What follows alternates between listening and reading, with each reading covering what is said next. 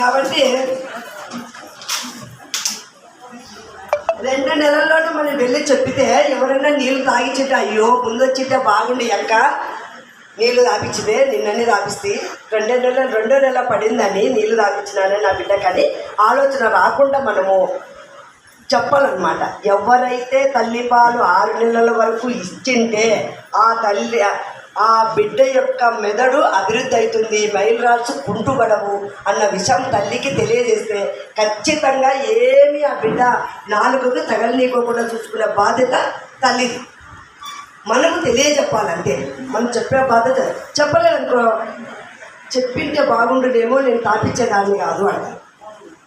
కాబట్టి మనము ఖచ్చితంగా తల్లిపాలు 6 నెలల వరకు కేవలం తల్లిపాలే ఇవ్వాలని మెసేజ్ తల్లులకు మనము